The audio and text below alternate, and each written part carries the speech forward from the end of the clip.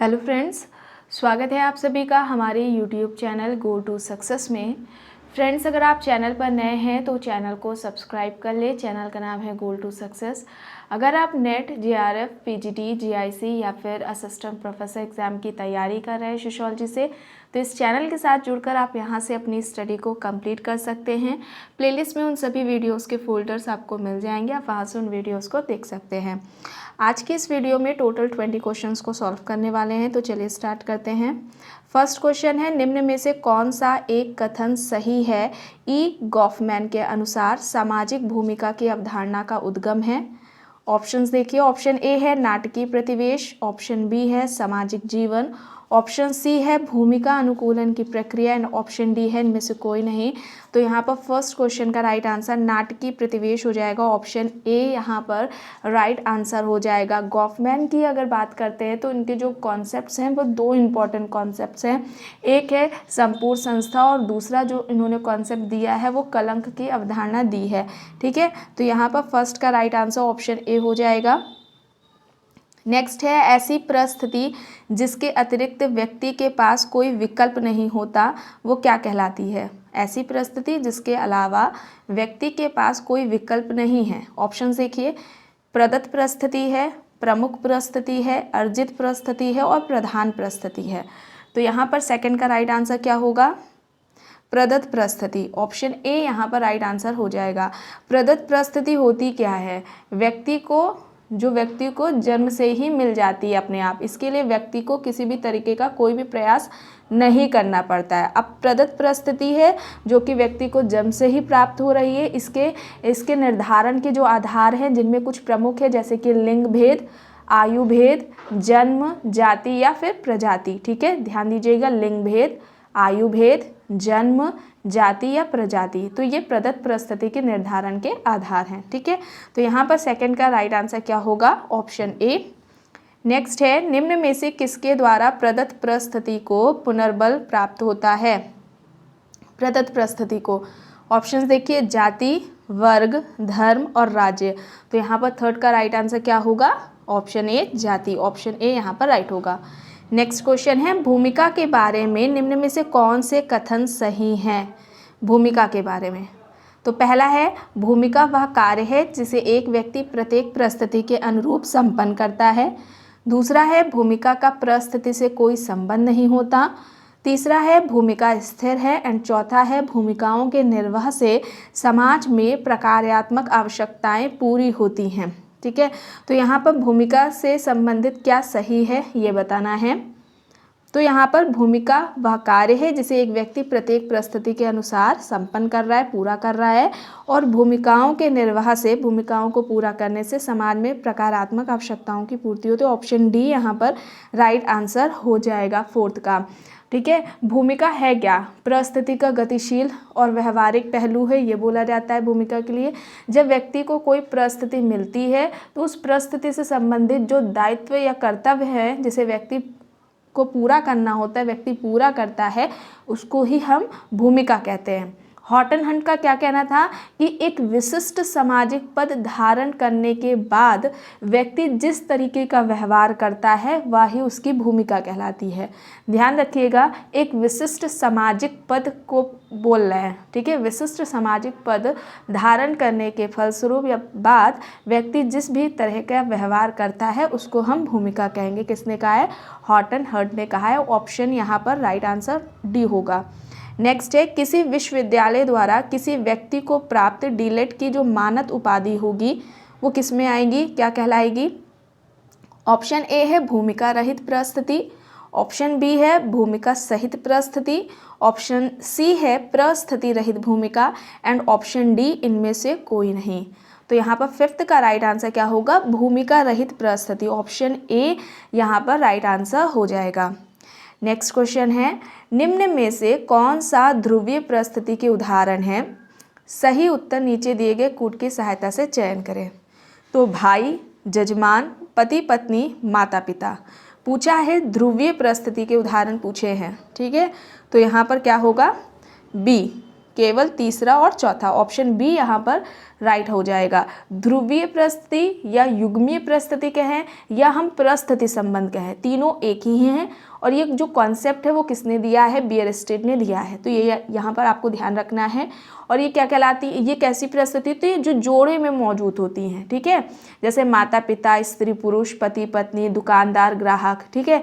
और बियरस्टेड ये कहते हैं कि जो जटिल समाज है वहाँ पर लोगों के पारस्परिक संबंध पर व्यक्ति का जो जटिल समाज है उसमें लोगों के पारस्परिक संबंध व्यक्ति पर नहीं होते हैं बल्कि परिस्थिति पर निर्भर होते हैं, ठीक है। क्या कहा बियरस्टेड ने, जो जटिल समाज है उनमें लोगों के जो पारस्परिक संबंध होते हैं वो व्यक्ति पर नहीं बल्कि उनकी परिस्थितियों पर निर्भर होते हैं, ठीक है।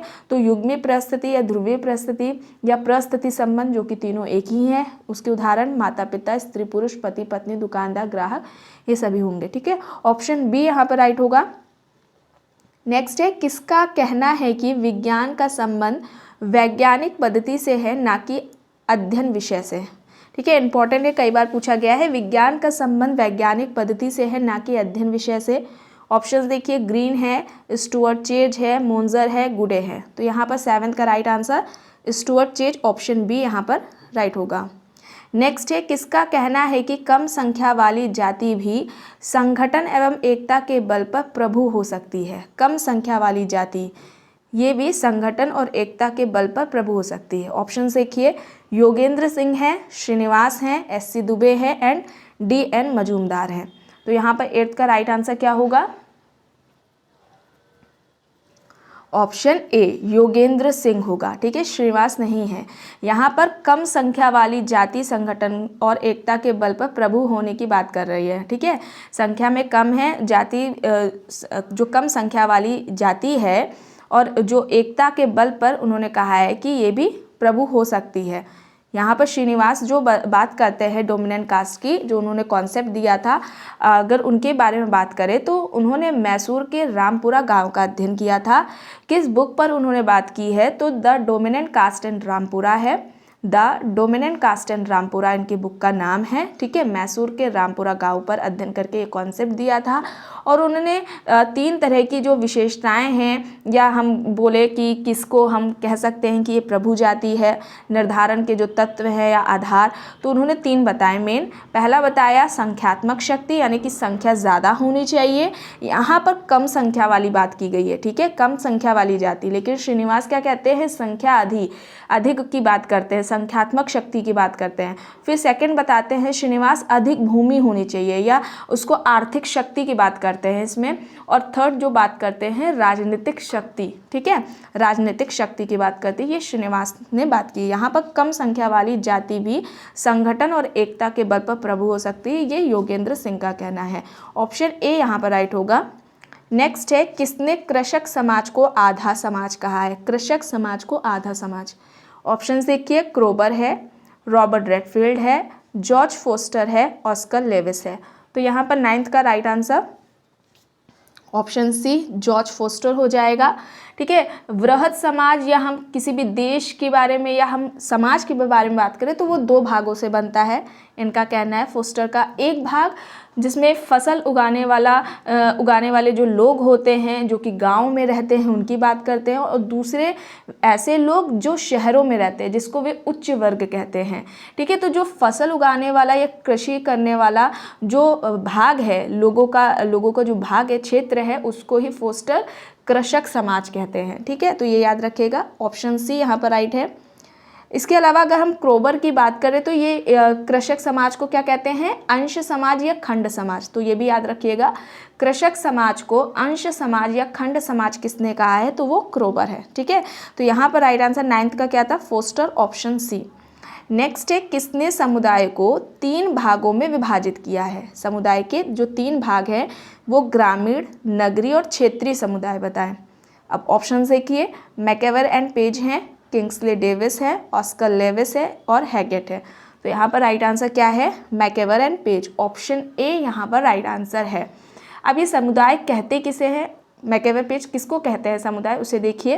ये कहते हैं जब किसी छोटे या फिर बड़े समूह के सदस्य साथ साथ रहते हैं और वे किसी विशेष हित में भागीदारी नहीं करते। किसी विशेष हित में भागीदार ना होकर वे समान जीवन की जो आधारभूत दशाएं होती हैं, आवश्यकताएं होती हैं, उनमें भाग लेते हैं। तो ऐसे समूह को वे समुदाय की श्रेणी में रखते हैं, उसको समुदाय कहते हैं। ठीक है, तो एक बार फिर से देख लीजिए, जब किसी छोटे या बड़े समूह के सदस्य साथ साथ रहते हैं, न केवल वे साथ साथ रहते हैं बल्कि सामान्य जीवन के आधारभूत दशाओं की बात करते हैं। ठीक है, विशेष हित में भागीदारी की बात नहीं करते हैं कि कोई विशेष हित में भागीदारी वो करे, बल्कि वे समान जीवन के जो आधारभूत दशाएं होती हैं, आवश्यकताएं होती हैं, उनमें भाग लेते हैं। तो ऐसे समूह को हम समुदाय कहेंगे। ये कहना किसका है? मैकवेलन पेज का है। ऑप्शन ए यहाँ पर राइट होगा। नेक्स्ट है, निम्न में से क्या सही है ये बताना है। तो ऑप्शन ए क्या कह रहा है, देखिए, समाज का निर्माण पहले हुआ है जबकि समुदाय का बाद में। ऑप्शन बी कह रहा है समाज का कोई विशिष्ट नहीं है जबकि समुदाय का अपना नाम होता है। ऑप्शन सी समाज अमूर्त है जबकि समुदाय मूर्त है। एंड ऑप्शन डी उपर्युक्त सभी। तो यहाँ पर ऑप्शन डी हो जाएगा, ये सभी सही हो जाएंगे। नेक्स्ट है, किसने संस्था को सांस्कृतिक व्यवस्था की इकाई कहा है? सांस्कृतिक व्यवस्था की इकाई, ऑप्शन देखिए, Sumner, C Cooley, Gillin and Gillin, Hamilton. तो यहाँ पर 12th का राइट आंसर क्या होगा? संस्था को सांस्कृतिक व्यवस्था की इकाई कहने वाले गिलिन एंड गिलिन है। ऑप्शन सी यहाँ पर राइट आंसर हो जाएगा। किस बुक में? तो कल्चरल सोशियोलॉजी इनकी बुक है। और ये जो संस्था की कुछ जो विशेषताएं बताते हैं वे क्या है, देख लीजिए। ये कहते हैं कि सांस्कृतिक व्यवस्था की इकाई है संस्था। ठीक है, सांस्कृतिक व्यवस्था की इकाई, स्थायित्व होता है उसमें। ठीक है, स्थायित्व बताते हैं। तीसरा, प्रतीक बताते हैं। स्पष्ट उद्देश्य की बात करते हैं। ठीक है, प्रतीक, स्थायित्व, सांस्कृतिक व्यवस्था की इकाई, स्पष्ट उद्देश्य होता है। लिखित और अलिखित परंपराएं होती हैं उसमें। ठीक है, लिखित और अलिखित परंपराओं की भी वे बात करते हैं संस्था की विशेषताओं में। तो यहाँ पर राइट आंसर ऑप्शन सी है। नेक्स्ट है, सामाजिक संस्थाएं संस्कृति का हृदय है। ऑप्शन देखिए किसने कहा है? जिन्सबर्ग है, समनर है, मैक्स वेबर है एंड फ्रेजर है। तो यहाँ पर राइट आंसर जो सामाजिक संस्थाएं हैं वे संस्कृति का हृदय है, किसने कहा है? जिन्सबर्ग ने। ऑप्शन ए यहाँ पर राइट आंसर होगा। नेक्स्ट है, बियरस्टिट्स ने समूह की 3 विशेषताएं बताई हैं और इनमें से बताना है कौन सी गलत है। ऑप्शंस देखिए, समता की चेतना, सामाजिक अंतःक्रिया, सामाजिक संगठन एंड सामाजिक प्रतीक। तो समूह की जो 3 विशेषताएं बताई हैं बियरस्टिट ने, वे कौन कौन सी हैं? समता की चेतना है, सामाजिक अंतःक्रिया, सामाजिक संगठन की बात की उन्होंने, सामाजिक प्रतीक की बात नहीं की हो। ऑप्शन डी यहाँ पर राइट आंसर हो जाएगा। अच्छा, इन तीनों विशेषताओं के आधार पर बियरस्टिट 4 तरह के या 4 प्रकार के समूह की बात करते हैं। पहला समूह क्या बताते हैं? सांख्यिकी समूह। दूसरा, समाजीय समूह। तीसरा, सामाजिक समूह।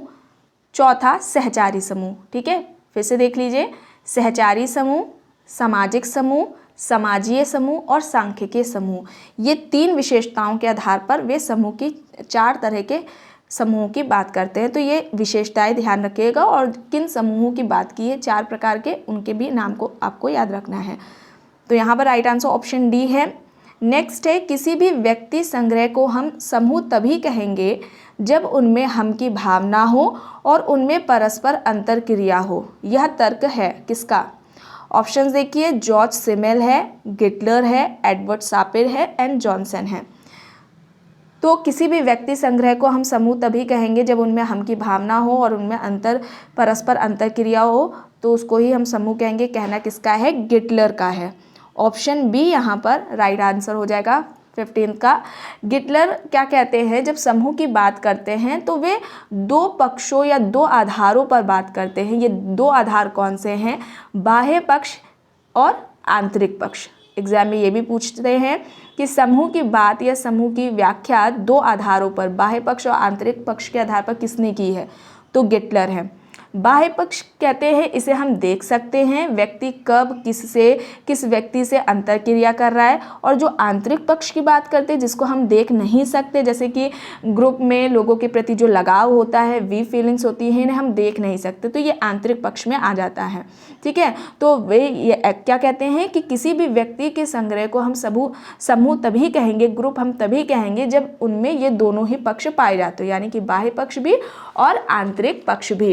और न केवल ये बाह्य पक्ष और आंतरिक पक्ष की बात करते हैं, इसके आगे भी ये भी कहते हैं कि समूह निर्माण के दो महत्वपूर्ण तत्व भी हैं। ठीक है, किसी भी समूह निर्माण के दो महत्वपूर्ण तत्व होते हैं, और वे कौन से दो महत्वपूर्ण तत्व हैं उन्हें देखिए। पहला बताते हैं समय और दूसरा बताते हैं स्थान। कोई भी जब अंतरक्रिया होती है, व्यक्ति कोई भी जब अंतरक्रिया करता है तो कोई किसी समय विशेष में होती है। ठीक है, उसका निश्चित स्थान भी होता है। ठीक है, गिटलर कहते हैं बिना समय और स्थान के कोई भी अंतरक्रिया नहीं हो सकती। तो इन बातों को आपको ध्यान रखना है, गिटलर ने कही है। ऑप्शन बी यहाँ पर राइट है। नेक्स्ट है, गतिशीलता आत्मीयता को कम कर देती है तथा व्यक्तियों के मनोसामाजिक अलगाव एवं अकेलेपन को बढ़ा देती है। यह कथन किसका है? ऑप्शंस देखिए, Sorokin, marks, Durkheim and max weber. तो यहाँ पर राइट आंसर क्या हो जाएगा? सोरोकिन। ऑप्शन ए यहाँ पर राइट होगा। नेक्स्ट है, यह किसका कहना है कि समाज ही भूमिका संघर्ष को कम करने की पद्धतियाँ प्रदान करता है? ठीक है, समाज ही भूमिका संघर्ष को कम करने की पद्धतियाँ प्रदान करता है। ऑप्शंस देखिए, स्पेंसर हैं, मर्टन है, मैक्स वेबर है एंड कोजर है। तो यहाँ पर राइट आंसर मर्टन है। ऑप्शन बी यहाँ पर राइट होगा। नेक्स्ट क्वेश्चन है, किसने पश्चिमीकरण शब्द पर आपत्ति करते हुए कहा है कि यह यानी कि पश्चिमीकरण एक संकुचित तथा विदेशी लेबल है और इसके स्थान पर वे आधुनिकीकरण शब्द के प्रयोग करने का सुझाव देते हैं? ऑप्शंस देखिए, एस.सी. दुबे हैं, एंथोनी गिडेंस हैं, Daniel learner and last D.N. Majumdar. तो यहाँ पर पश्चिमीकरण पर शब्द पर आपत्ति दर्ज करते हुए उसको आधुनिकीकरण शब्द का प्रयोग करने का सुझाव दिया था, और इनके अनुसार पश्चिमीकरण संकुचित और विदेशी लेबल है। ठीक है, तो किसका कहना है? Daniel learner. ऑप्शन सी यहाँ पर राइट आंसर होगा। नेक्स्ट है, दिन प्रतिदिन के जीवन और संस्था की सामाजिक रचना में समान बुद्धि ज्ञान की भूमिका का जो वर्णन है वह किसने प्रस्तुत किया है?